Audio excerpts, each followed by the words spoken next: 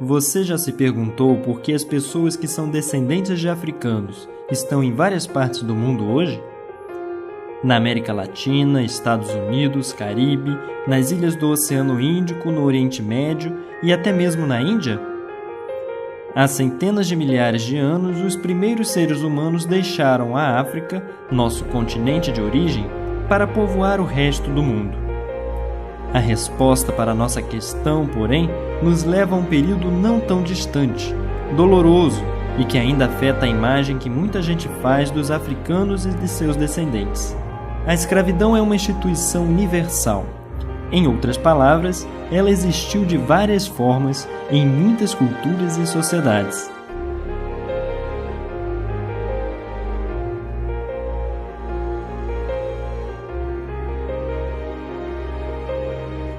A palavra escravo vem de eslavo, povo do leste europeu que frequentemente era invadido e vendido como escravo durante a Idade Média.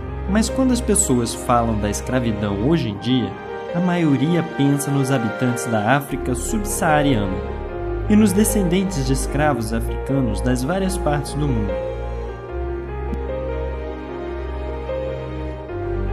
Vamos voltar um pouco no tempo, para a época do comércio de escravos, especialmente para o período das grandes navegações. Vamos assistir a uma animação sobre a experiência e a lógica de personagens da época. Os personagens não são reais, mas são baseados em relatos de homens e mulheres que viveram no tempo em que os mercadores de escravos cruzavam os oceanos.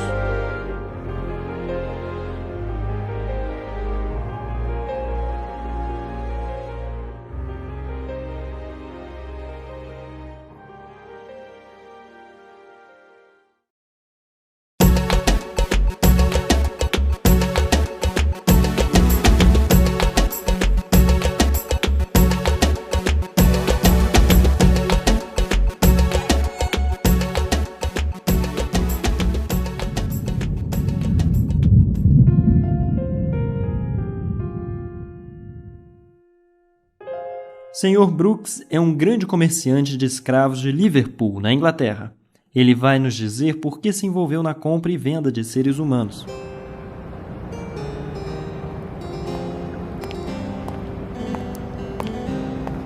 Graças aos esforços dos portugueses e espanhóis, a cana-de-açúcar se adaptou ao clima do Novo Mundo. Podemos agora ter grandes plantações de uma única cultura para produzir açúcar em larga escala.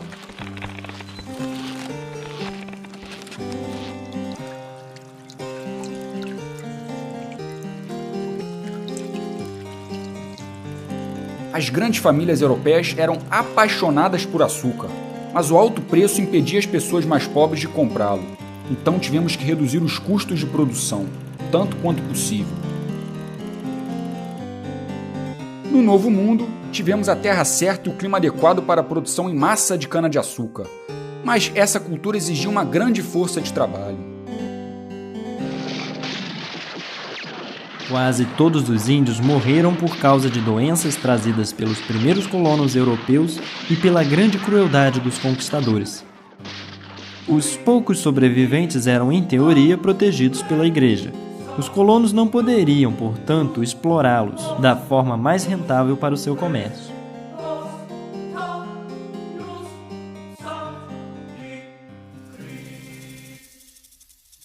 Aquelas terras distantes que muito imaginavam estar cheias de canibais assustavam muitos europeus, e mesmo os mais infelizes moradores da Europa hesitavam em ir trabalhar como operários agrícolas nas Américas.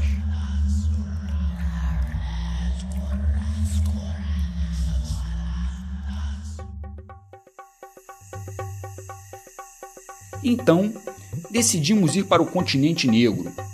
Nós já mantínhamos boas relações comerciais de longa data com vários reis africanos e alguns grandes comerciantes, com os quais trocamos principalmente marfim, ouro e especiarias.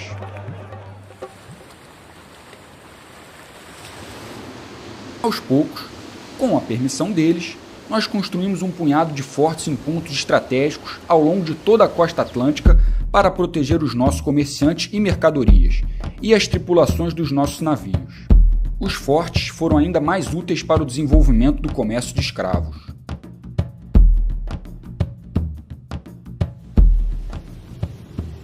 A partir do século XVI, as grandes potências marítimas europeias da época, Portugal, Inglaterra, Espanha, Holanda, França e Dinamarca, começaram a fazer dinheiro neste comércio. Os navios deixavam os portos europeus carregados de armas de fogo, tecidos sofisticados, bebidas e produtos de luxo.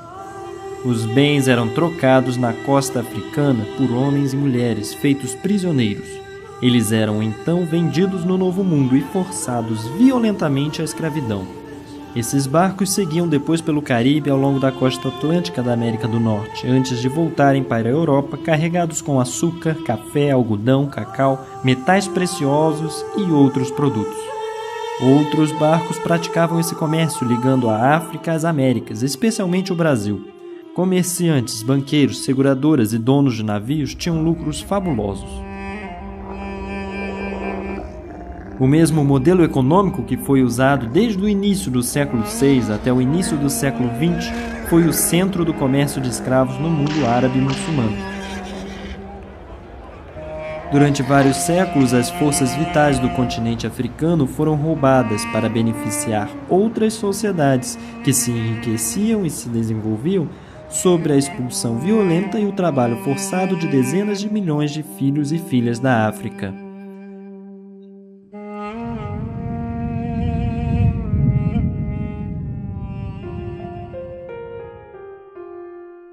Mussa estava esperando impacientemente sua iniciação. Ele ia finalmente se tornar um homem, o grande caçador Bedik, aprendendo os segredos das florestas e animais. Mas Mussa nunca foi iniciado. Ninguém me contou nada, mas eu acho que alguma coisa estava acontecendo. Eu conversei sobre isso com Tumani, o meu melhor amigo. Estava praticamente certa a nossa iniciação. Seríamos grandes guerreiros destemidos. Todo mundo estava ocupado na aldeia. Os preparativos superavam os do festival da colheita passada. Apenas meu pai parecia preocupado. Ele foi avisado de que caçadores de homens foram vistos próximo ao nosso vilarejo. Ao amanhecer, foi acordado por um grande alvoroço, pânico, gritos, tiros por toda a parte. A nossa aldeia estava sob ataque. Nossos guerreiros e as suas lanças eram impotentes contra os homens que carregavam armas de fogo. Até Sidik, o mais forte guerreiro entre nós, foi capturado como um animal selvagem. Eu estava preso ao Tonami, por um pedaço de pau colocado no pescoço. Nossas mãos e pés estavam amarrados juntos. Um cavalo tinha pisado no pé do pobre coitado, e ele estava mancando. Nós estávamos exaustos, caminhando há várias luas. As mulheres e crianças pareciam exaustas. Nossa fila ficava maior a cada parada, quando novos cativos, recrutados à força por caçadores de homens, se juntavam a nós. Depois de andar por milhas e milhas, eu vi à distância os contornos de uma cidade enorme que parecia dominar todo o deserto. Deve ter sido Djedje.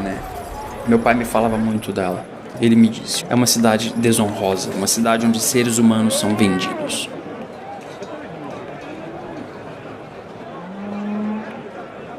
Dois homens vieram ao pátio onde estávamos sendo mantidos. Eles vieram para o cercado onde estávamos todos agrupados. Eles me escolheram junto a outras 10 pessoas, mas não Tumani. Mussa será levado pelo deserto e vendido para um comerciante árabe. Ele será então castrado para valer mais como um guardião de mulheres. Mas Mussa não sobreviverá à operação. No mundo árabe e muçulmano, escravos eram comercializados nas rotas do deserto, rotas marítimas pelo Mar Vermelho, o Oceano Índico e o Mar Mediterrâneo. 3 rotas marítimas foram usadas pelos comerciantes de escravos europeus: a rota do Oceano Índico, do Mar Mediterrâneo e, em escala massiva, a rota do Oceano Atlântico.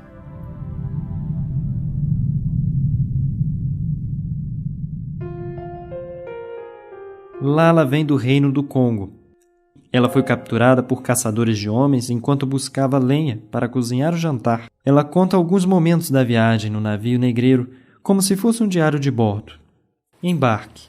Tiraram a gente das celas escuras e úmidas, onde a gente ficou amontoado durante várias semanas. Levaram a gente de canoa para um dos navios enormes ancorados perto da fortaleza. Eu nunca tinha visto nada assim. Mais homens brancos estavam esperando a gente lá. Um homem branco com uma cicatriz grande na cara pegou meu braço, me empurrou no navio. Tava todo mundo com medo. Eram muitas chicotadas, gritos, sangue. A gente foi jogado num porão escuro do navio. Homens de um lado, mulheres e crianças de outro. Primeiro dia da travessia. Tava um em cima do outro, tudo apertado. As correntes estavam bem presas no casco do navio e a gente quase não conseguia se mexer. Eu não conseguia respirar direito. Quando a gente enjoava com o balanço do navio, vomitava um no outro. Era um cheiro de vômito misturado com cocô, xixi, suor, tomando conta do porão inteiro. Segundo dia da travessia. Eu fui arrancada com força das minhas correntes, junto com outras meninas. Quando a gente estava no convés, 3 homens brancos pegaram os baldes, jogaram água do mar na nossa cara. Depois, esfregaram um pano sujo em mim e me jogaram dentro de uma cabine com um homem que parecia ser o líder. E entregaram as outras meninas para os marinheiros. Quarto dia da travessia. O navio parou. Ficou ancorado vários dias e a gente só partiu de novo quando uns outros escravos foram trazidos para o navio do mesmo jeito que a gente tinha sido. 10º dia da travessia. Pemba, a menina acorrentada do meu lado esquerdo, tinha parado de se mexer. A gente se entendia um pouco, apesar de falar línguas diferentes, elas eram bem parecidas. Eu chamei, mas ela não respondeu. O homem branco com a cicatriz soltou ela e arrastou o corpo para jogar no mar. As péssimas condições de transporte dos navios tornavam frequentes os surtos de doenças e faziam a travessia ainda mais angustiante para os cativos africanos. 17º dia da travessia. Às vezes eles levavam a gente para o convés e faziam a gente dançar sob chicotadas. Naquele dia, eles colocaram a gente numa fila com cuidado, obrigando a gente a assistir uma cena horrível. Um homem que tentou pular no mar levou muita chicotada na frente de todo mundo. Os gritos dele eram insuportáveis e fizeram a gente tomar coragem de novo. Começamos uma revolta. Eles tinham armas de fogo e espadas. A gente tinha as nossas mãos e as correntes que nos prendiam. Dos 400 africanos, uns 60 morreram, a maioria mulheres e crianças. A gente venceu, mas não sabia manejar aquele navio enorme. Não dava para voltar para casa. Ficamos perdidos no mar por mais de 15 dias, esperando a água e a comida acabar, torcendo em silêncio para a África aparecer no horizonte. Mas a África não apareceu, nem nenhum outro pedaço de terra. Morrer, mas morrer livre. Foi isso que a gente ganhou. A travessia forçada de Lala e de seus companheiros durou apenas 17 dias por causa da revolta bem-sucedida, mas navios negreiros podiam levar 1 mês e meio a 2 meses para atravessar da costa africana para o outro lado do Atlântico, dependendo do ponto de partida, do ponto de chegada e das condições do tempo. Cerca de 20 a 30% dessas pessoas, vistas como mercadorias, morriam durante a viagem. As taxas de mortes eram muito próximas às do êxodo forçado pelo deserto do Saara. As caravanas de escravos cruzavam centenas de quilômetros, sob um sol escaldante, com má alimentação e muito pouca água. O destino dessas vítimas foi, portanto, não mais invejável do que o das pessoas que tomaram as rotas do Atlântico ou do Oceano Índico. Monsieur Massé é um colono na ilha de Bourbon. Sua fazenda é altamente rentável na produção de cana-de-açúcar e café. Ele vai nos contar o seu método para garantir que seus 182 escravos trabalhem duro.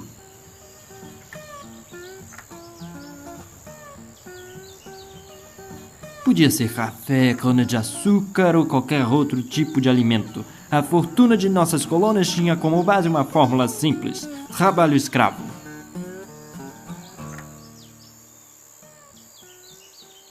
Na minha fazenda, lutei contra a preguiça natural dos escravos com métodos bastante vigorosos e eficazes.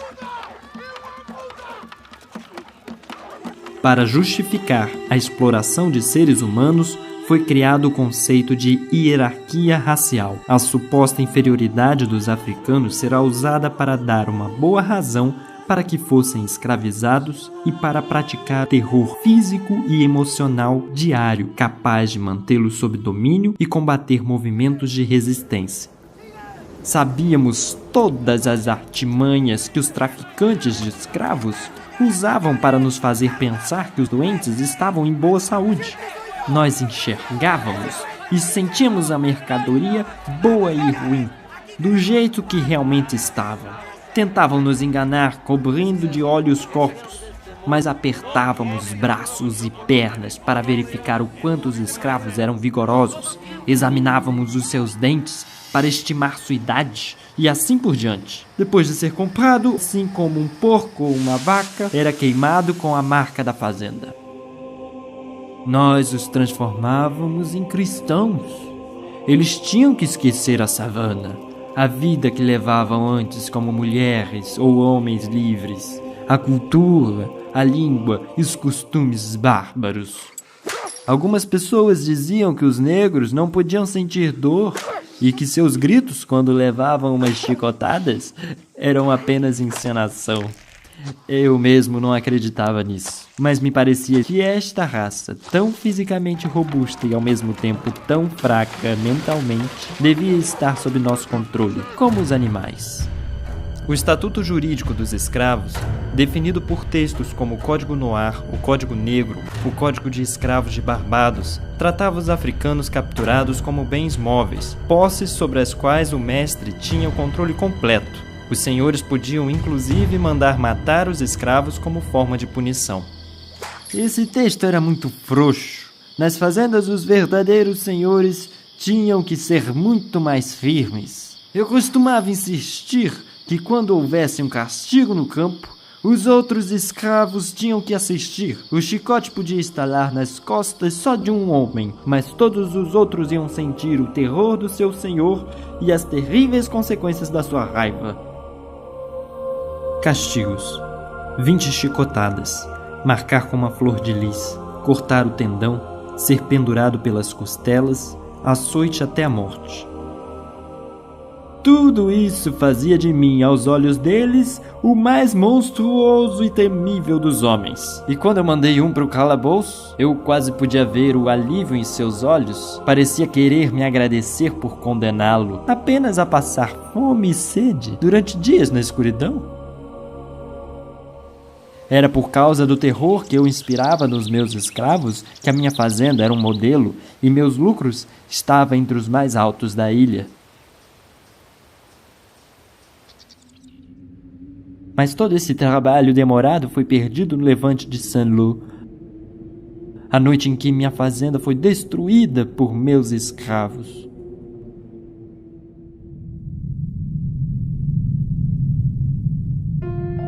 Juan nasceu na escravidão em Cuba. A mãe dele foi vendida. O pai, que havia tentado fugir muitas vezes, ele viu ser enforcado. Juan vai nos contar como sua longa jornada de trabalho diária era organizada.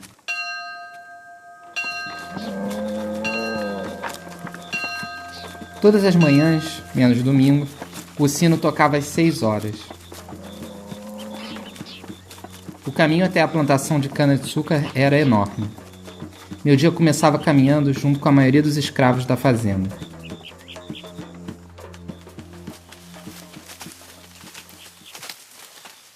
No campo, você tinha que se abaixar, puxar o caule da cana e cortar com 2 ou 3 golpes pesados de facão. Os adultos cortavam a cana com um golpe só. Depois de cortada, a gente arrancava as folhas da planta, sempre com facão. Isso é o que a gente fazia todo dia. Eu sentia o sol queimar a minha pele. Era um trabalho muito cansativo. Agora eu entendo por que meu pai sempre tentou fugir.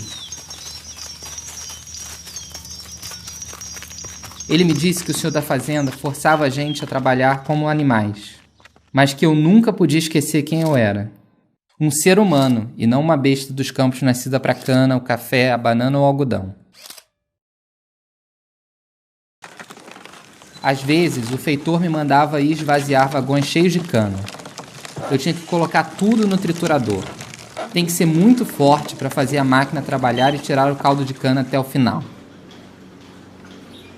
Os homens continuavam chegando até a máquina com mais cana para moer. Depois recomeçava tudo de novo e de novo. Nem uma gota podia ser perdida. Antes do anoitecer, a gente deixava os campos e assumia outras tarefas, normalmente na casa grande. Às vezes, quando não era tempo de colheita, o meu dono me alugava para o Sr. Garcia. Eu tinha que ir trabalhar nas minas dele. Conheci outros escravos por lá. Eles não falavam uma palavra de espanhol, mas sabiam muito sobre o trabalho nas minas. Eu só voltava para minha cabana à noite. Era engolir rápido uma pequena ração de milho peneirada e um pouco de bacon antes de cair na cama de palha.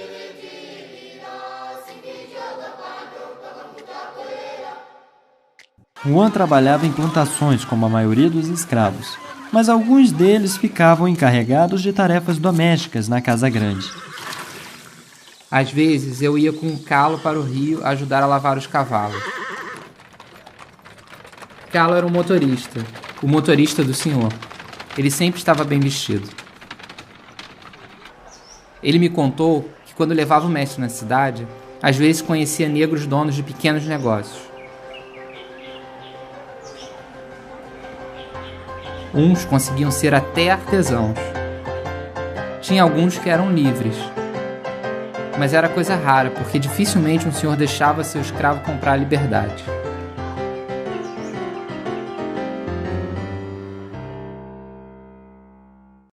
Numa noite de domingo, o mestre me viu olhando para um livro que Calo trouxe da cidade de presente para mim. O senhor normalmente era bom comigo, mas ficou furioso e pegou o livro da minha mão.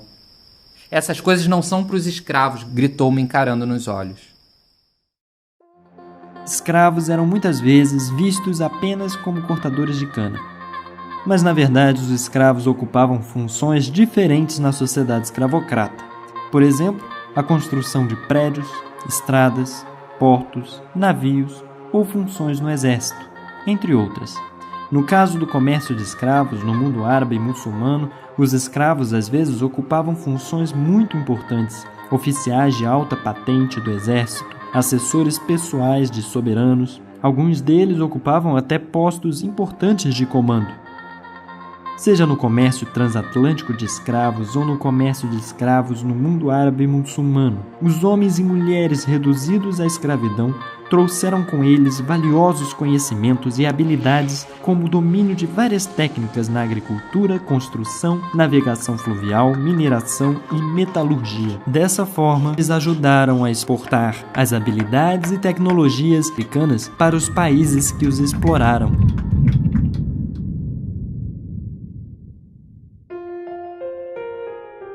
Nani vem do Império Ashanti.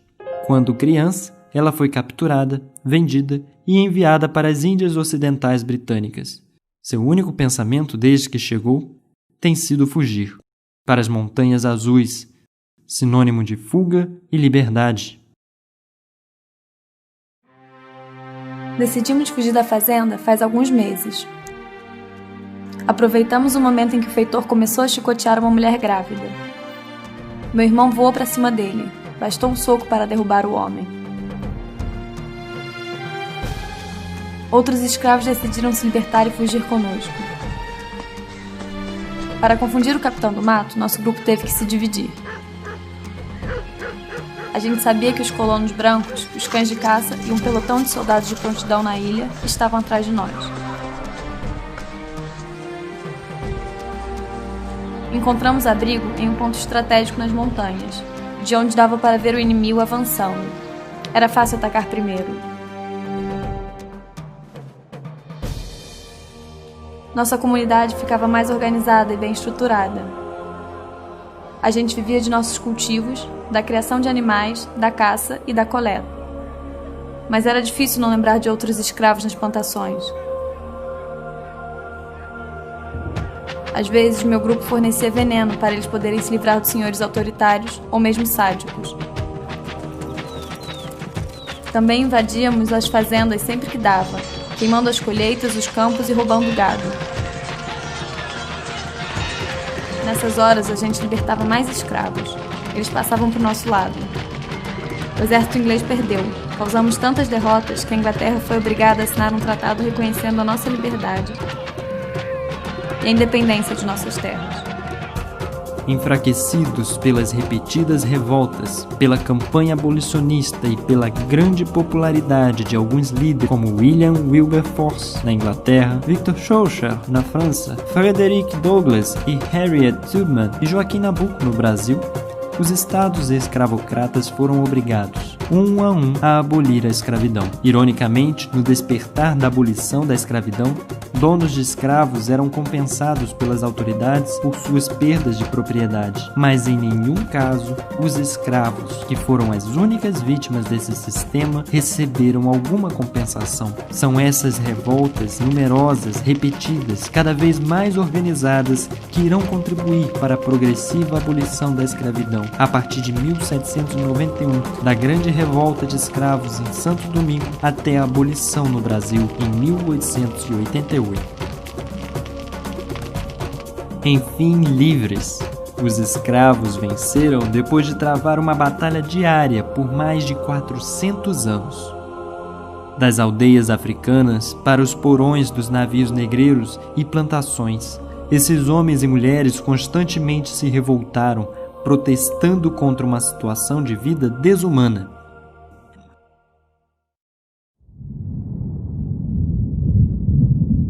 A história desses homens e mulheres é a história do nascimento de sociedades multiculturais construídas pela miscigenação dos descendentes dos índios, dos africanos, de europeus e asiáticos.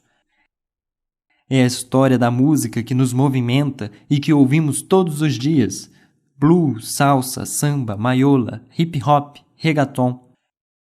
É a história do candomblé brasileiro, do sincretismo religioso, dos orixás, das formas de movimento corporal entre a dança e a luta, como a capoeira. É a essência do tango. Esses homens, mulheres e seus descendentes conseguiram transcender a opressão sem precedentes para deixar para a humanidade como um todo uma herança de imenso valor no campo das artes, conhecimento e pensamento, na política, na espiritualidade e na ética. Écrire, c'est magique.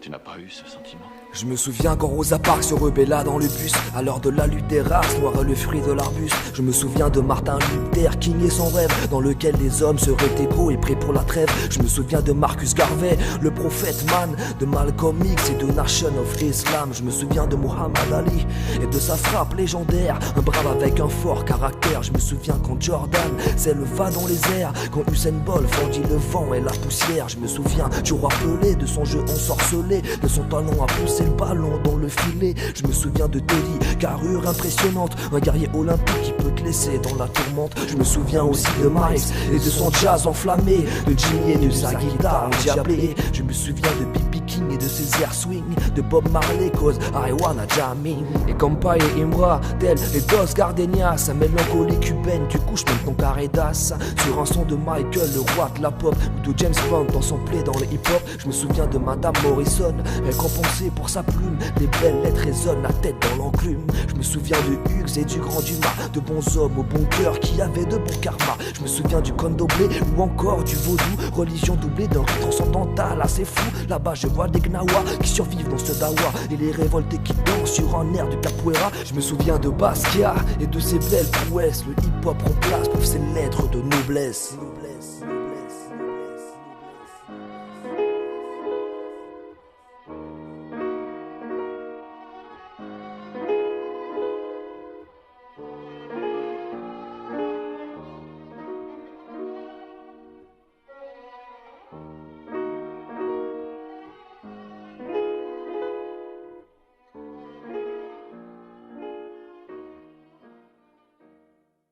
Esses escravos triunfaram depois de serem oprimidos por muito tempo. Eles responderam à violência e à vida desumana com resistência. Resistência física. Incontáveis revoltas como a do Haiti, primeira república a aplicar a universalidade dos direitos humanos. Resistência diária através de 1000 truques para minar o sistema escravocrata. E, principalmente, resistência cultural através da dança e da música, da religião e da língua. Eles provaram que a falta de humanidade e a barbárie não eram características daqueles escravizados por meios da violência, mas dos opressores. O comércio de escravos e a escravidão são agora coisas do passado, mas eles deixaram em seu rastro o racismo, um veneno resistente que assola nossas sociedades até hoje. Desde 2001, o comércio de escravos e a escravidão são reconhecidos como crimes contra a humanidade no direito internacional. Mas isso significa que a escravidão não existe mais? Será que não tomou outras formas, menos evidentes, enquanto ainda transforma seres humanos em propriedade uns dos outros?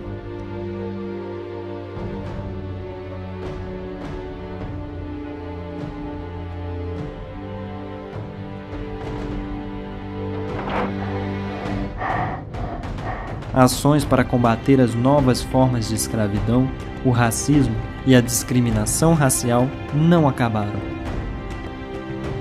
São tomadas todos os dias em grandes organizações internacionais, como a Unesco, e até mesmo no pátio da escola. Uma coisa é certa, todos nós podemos fazer a nossa parte, e assim ajudar a fazer do mundo um lugar mais justo. It's enough, let me free. Please let me free. Oh, let me free. Oh, let me free. Oh, oh, please let me free.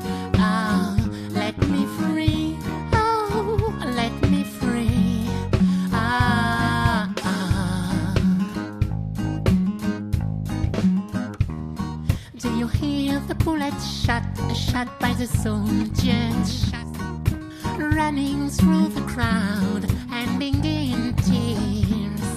Do you hear the mothers crying, their children lost, walking on a mine, shouting gust, gust, shouting gust, gust, gust, gust, gust. Let me free, it's enough. Please let me free. Oh, let me free. Oh, let me free. Ah, ah, please let me free. Oh, let me free. Oh, let me free. Ah, ah. Don't shoot me, brother. Oh, don't shoot me, brother. Don't shoot me, brother.